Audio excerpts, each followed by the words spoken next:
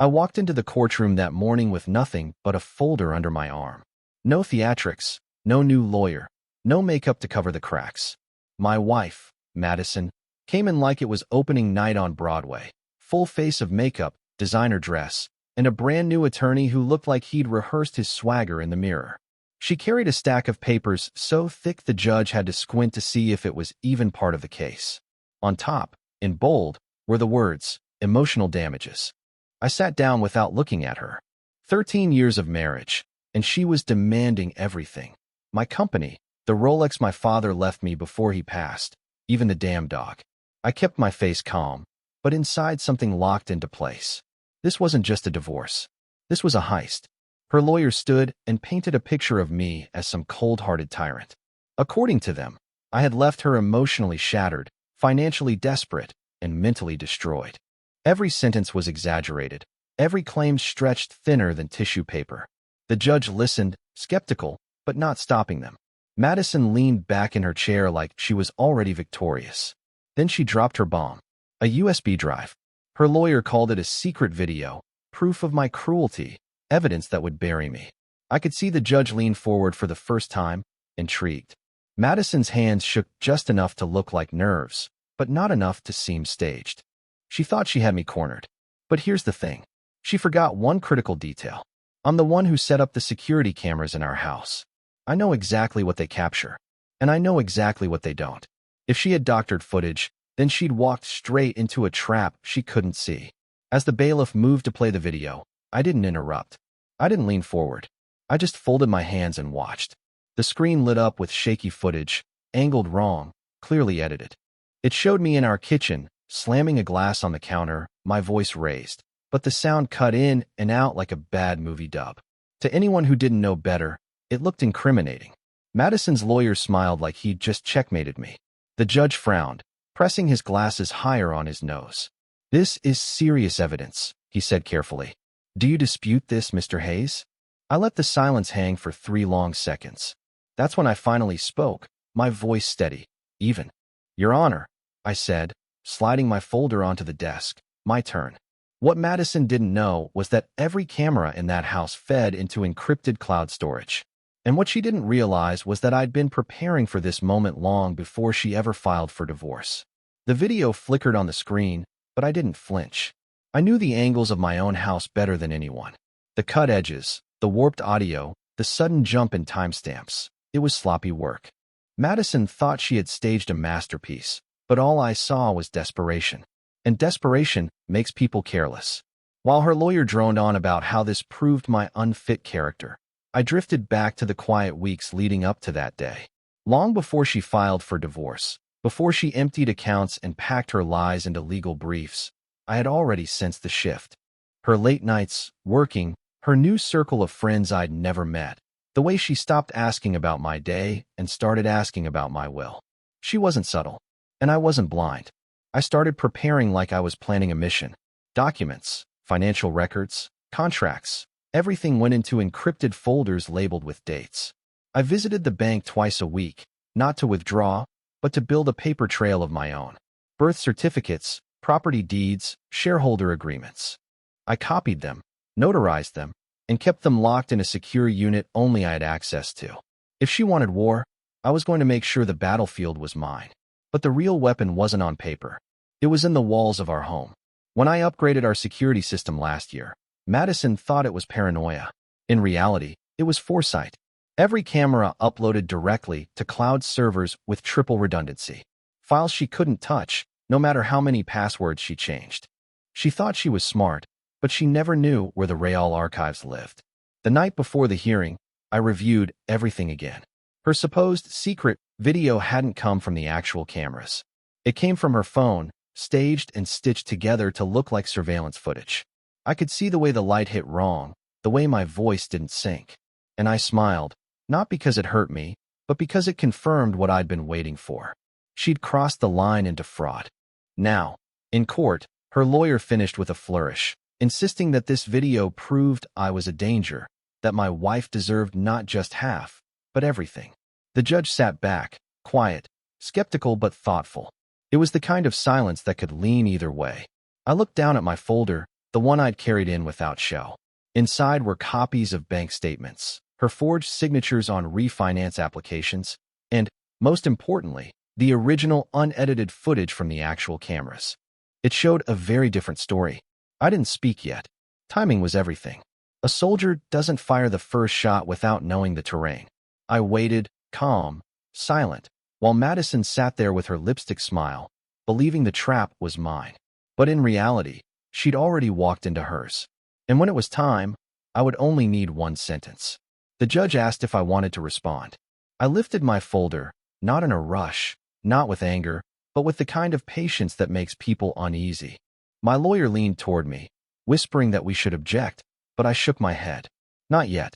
Silence was stronger than argument. Silence made Madison's side sweat. I remembered the night I caught her rehearsing. She didn't know I was home early. I heard her voice in the living room, louder than usual, as if she was performing for an invisible crowd. I peeked through the crack of the door.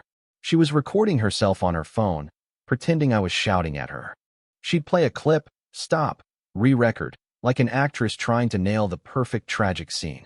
She had no idea that one of the security cameras in that very room captured the entire rehearsal. That was the moment I knew she was willing to fabricate an entire story just to bleed me dry. In court, I let that memory fuel me, but not my face. My expression stayed still, almost bored. Madison's attorney demanded the judge consider sanctions, demanded that my assets be frozen, demanded that the company be turned over to her immediately. The judge frowned, unconvinced but cautious. Madison sat straighter, clutching the table like she could already feel the Rolex on her wrist. That was when I opened the folder. The sound of paper sliding across the table was louder than any shout. Inside, the first document was a certified bank statement.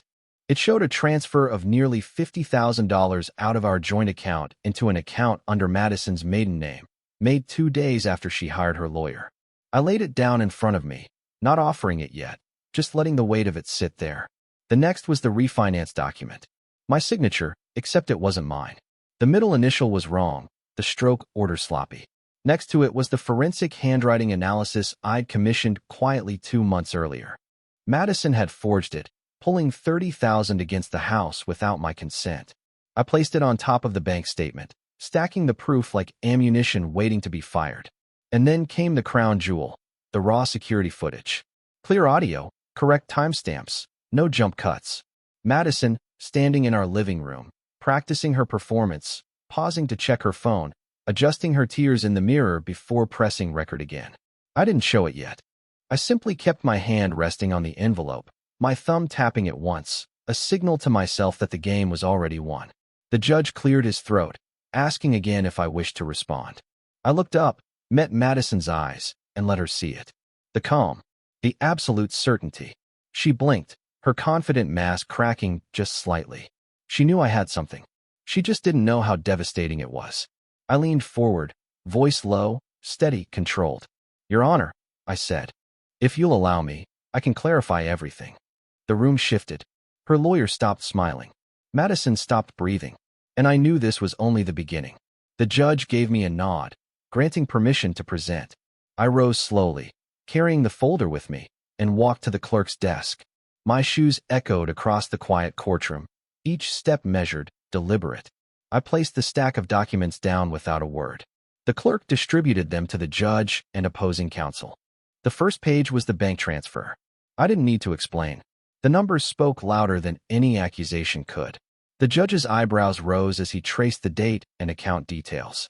Madison's lawyer shuffled in his chair, whispering something to her, but her eyes stayed locked on me.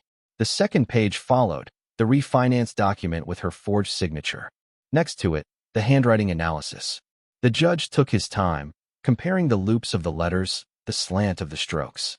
He glanced at me once, then back to Madison. She fidgeted, adjusting her sleeve, the confidence draining from her face. Her lawyer finally broke the silence, claiming the evidence was irrelevant, that financial disagreements were common in divorce cases. The judge cut him off with a raised hand. His voice was calm but stern as he said, "Forgery is not irrelevant, counsel." The words hung in the air like a hammer waiting to drop. I stayed quiet, my hands folded behind my back. No need to argue. The evidence was doing the work for me. That's when I laid down the final envelope, sealed and heavy with the weight of truth. This, I said, my voice level, is the unedited footage from the actual security system, not the version presented earlier. The judge ordered it to be played. The bailiff took the USB, inserted it, and the screen lit up again. But this time the footage was clear, crisp, unmistakable. Madison stood in our living room, phone in hand, rehearsing. She recorded herself crying, paused, wiped her eyes, checked the playback, then tried again. She whispered lines under her breath, practicing the delivery. She staged slamming a cabinet door, then reset and did it again. Over and over, until she seemed satisfied with the performance. The courtroom was silent except for the sound of her fake sobs playing on loop. Madison's face drained of color. Her lawyer leaned back, speechless. The judge leaned forward, staring at the screen as though trying to reconcile the woman sitting in front of him with the actress on the recording. When the video ended, the silence that followed was heavier than any shouting match could have been. I didn't move. I didn't speak. I let the footage sink in, let the weight of her lies collapse under their own gravity. Finally, the judge removed his glasses and set them down. His voice was quiet but firm. "Counselor, I expect an explanation for this." Immediately. Her lawyer stammered, but Madison stayed frozen, eyes wide, mouth dry. For the first time in this entire ordeal, she looked small, and I hadn't raised my voice once. The judge's tone shifted. The skepticism he'd shown earlier had hardened into something colder. He turned to Madison's lawyer, asking if the video they presented had been authenticated. The lawyer stumbled through an answer, insisting that Madison had provided it as genuine evidence. The judge pressed harder, pointing out the clear inconsistencies, the obvious signs of manipulation. Each word tightened the noose, and I didn't have to say a thing. Madison shifted in her seat, her eyes darting around the courtroom as though searching for an exit. Her lawyer whispered furiously, but she sat stiff, silent, her painted confidence cracking in real time. I watched her carefully, not with anger, but with calculation. This was the escalation I'd been waiting for. She wasn't in control anymore. The court was turning against her, and all I had to do was let the silence do its work. I remembered something my father used to say when teaching me chess. A bad player tries to win with every move. A good player waits for the other side to destroy themselves. Madison was doing exactly that. Her greed, her arrogance, her performance, they had carried her straight into checkmate. The judge then asked the bailiff to keep the evidence secure for further review. He looked at me directly, his voice steady. "Mr. Hayes, is there more?" I nodded once and slid forward the last stack of papers. Police report. Fraud investigation pending. Copies of texts where Madison bragged to her friend about bleeding me dry. Every page was another nail in the coffin she'd built for herself. The courtroom stayed hushed, everyone leaning forward as though waiting for me to explode, to finally let loose the anger they expected from a man being accused and stripped of his life. But I gave them nothing. My power wasn't in volume. It was in restraint. The judge leaned back, adjusting his glasses again. His expression was unreadable, but the weight in the room had shifted completely. Madison's lawyer looked defeated. Madison herself stared at the table, her hands twisting together, the performance long gone. The judge said he would review the evidence carefully and reconvene after a recess. His words were measured, but the undertone was clear. The tide had turned. He left the bench, the gavel striking once, sharp and final. I gathered my folder, sliding the papers back into place with calm precision. Madison glanced at me once, just once, and in that look I saw it. The moment she realized she had lost. Not the case, not yet, but the illusion. The mask she had worn so easily for months had been ripped away, not by my shouting, not by my anger, but by my silence. As the bailiff escorted us out, I kept my face blank, my steps even. Inside, I felt the pressure building, not as rage, but as clarity. This was no longer about divorce. This was about consequences. And I wasn't finished. When the recess ended, the judge returned with a different energy. He carried the file of evidence like it was a loaded weapon. He didn't look at Madison's lawyer. He looked straight at her. His voice was controlled, but sharp as glass, asking if she understood the seriousness of submitting fabricated evidence in a court of law. Madison tried to speak, her words stumbling over one another, claiming she'd been misled, that the video had been given to her. The judge didn't respond. He just let the silence hang, heavy, forcing her to fill it with more excuses. Each sentence made her sound smaller, weaker, less credible. I stayed perfectly still, my face unreadable. Inside, my mind was focused, running like a machine. This wasn't the time to gloat. This was the time to let her unravel. Every courtroom has a rhythm, and I had learned mine: patience, silence, precision. Her lawyer stood, trying to salvage the wreckage, insisting that whatever mistakes had been made, they didn't change the fact that Madison was entitled to half of everything. The judge cut him off mid-sentence. Half of fraud, he said flatly, is still fraud. His words cracked through the room like a whip. I remembered when Madison used to tell me I was too quiet, too calm, that real men fought loud and hard. She thought silence was weakness. She never understood that silence was strategy. I let that memory fuel me as I watched her fidget under the judge's stare. The judge ordered that all of my evidence be officially entered into the record. He instructed the bailiff to secure both sets of videos for forensic analysis. Then he turned back to me and asked if I had anything further to add. I shook my head once. No words. No grand speeches. Just calm refusal to give her any more of my energy. Madison's face shifted from defiance to panic. She leaned close to her lawyer, whispering furiously, her hands trembling. He looked exhausted, beaten down by the weight of the documents and the silence pressing in around us. I didn't need to hear what she said. Her body language told the whole story. She knew she'd overplayed her hand. The judge declared that the case would proceed under review of potential fraud charges and perjury. He made it clear that the court would not tolerate manipulation. His gavel struck again, each hit sealing the cracks in her strategy until there was nothing left but rubble. As we filed out, Madison tried to catch my eye, searching for some reaction, some flicker of emotion she could use against me. I gave her nothing. Just the same calm expression I'd carried since the moment she thought she'd trapped me. That silence was my answer, louder than any words I could have spoken. She thought this was about winning assets. She didn't realize it was about losing credibility. And in that courtroom, credibility was the only currency that mattered. The next session began with a courtroom stripped of illusion. Madison no longer walked in with her chin high or her lipstick perfect. She looked smaller, like someone who had been caught in a storm she couldn't control. Her lawyer shuffled papers with no conviction, his confidence drained. The judge entered, already holding my file. The weight of it was visible in the way he didn't waste time. He announced that the forged refinance documents were now officially under investigation for criminal charges. The video Madison had submitted would be turned over to forensic experts for analysis. And until those results came back, all her claims for damages, property, and company ownership were suspended. The words landed like iron. Suspended. Frozen. Useless. I didn't smile. I didn't gloat. I sat there with the same stillness I'd carried from the beginning. She had thrown everything at me.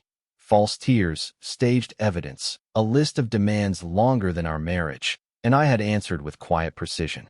The balance of power had shifted so completely that even her lawyer looked like he wanted to be anywhere else but there. The judge then looked at me, his voice steady. He said the court recognized the strength of the evidence I had presented and the seriousness of the misconduct it revealed. He ordered that my assets remain untouched until the fraud investigation was complete. My company, my father's watch, even the dog, off limits. Untouchable. Madison flinched. I could feel her eyes on me, begging for some crack in my composure, some sign of anger or triumph. I gave her nothing. The silence was her punishment, heavier than any words I could have delivered. She had built her entire case on noise, and I had dismantled it with calm. As the session ended, her lawyer requested time to review the new developments. The judge allowed it, but with a warning. Any further attempts at deception would result in sanctions. His gavel struck, final and cold. When we left the courtroom, Madison slowed her steps, hovering just close enough to try to speak.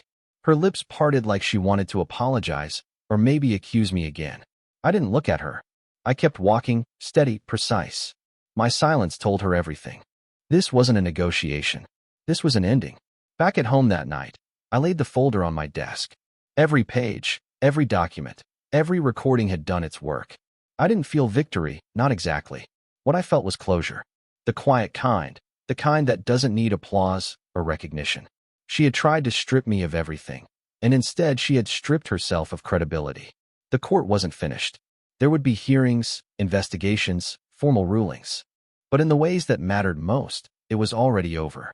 She had played her last card, and it had been exposed for what it was: a forgery, a lie, a performance. I leaned back in my chair, closed my eyes, and let the silence surround me. That silence was mine now. My weapon, my shield, my victory. Weeks passed, but the silence of that courtroom followed Madison everywhere. Word travels fast in a small city.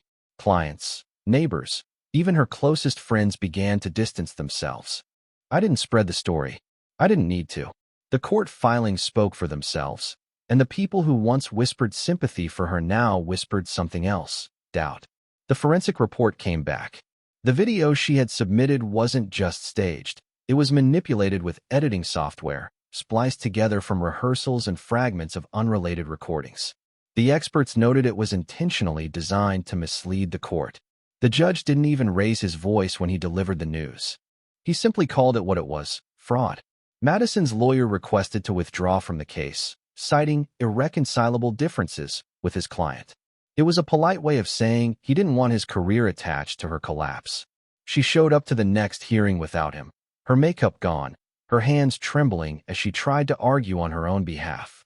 The judge cut her off quickly, reminding her that lies had consequences. I sat there, calm as always, watching the unraveling happen in real time. She had built a theater of accusation, and now the stage was collapsing beneath her. No one was clapping. No one was cheering. Just silence, heavy and merciless. The fraud charges were referred to the district attorney's office. Whether they would prosecute her fully, I didn't know. That part wasn't my concern anymore. I had given the court the truth, and the truth had done its work. My company remained intact. My father's Rolex stayed in my possession. Even the dog, loyal and quiet like me, never left my side. At home, the folder stayed on my desk, untouched. I didn't need to open it anymore. The documents had served their purpose.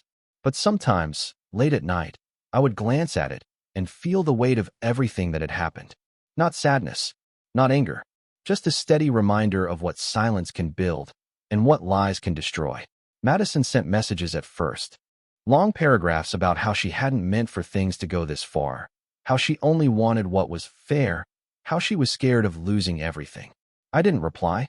She tried calling once, her voice breaking on voicemail, but I let it pass unanswered. I had nothing left to say to her. The last time I saw her in person was in that courtroom, standing alone without a lawyer, her voice trembling as she tried to salvage scraps from the wreckage. The judge dismissed her motions one by one, each denial closing the door a little tighter.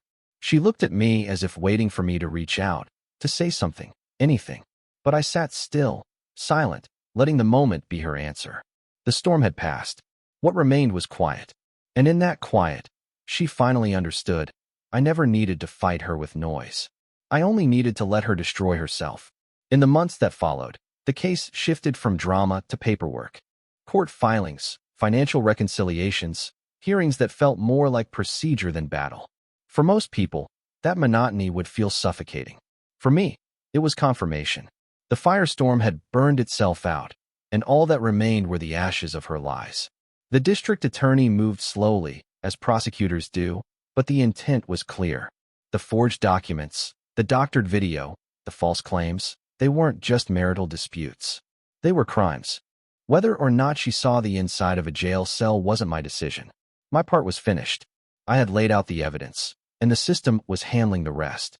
I went back to my company, to the routines I had built long before Madison tried to strip them from me. My employees noticed the change in me, though I never said a word about the trial. They said I seemed sharper, quieter, more focused. They didn't know the details, but they felt the shift. It was the calm of a man who had walked through fire and refused to let it consume him. At home, I began to strip away the remnants of her presence. Her clothes were gone, her makeup cleared out, the framed photos tucked away in boxes I didn't plan to open again. The house felt lighter without her rehearsed laughter echoing in the walls. The dog followed me from room to room, his loyalty wordless but absolute.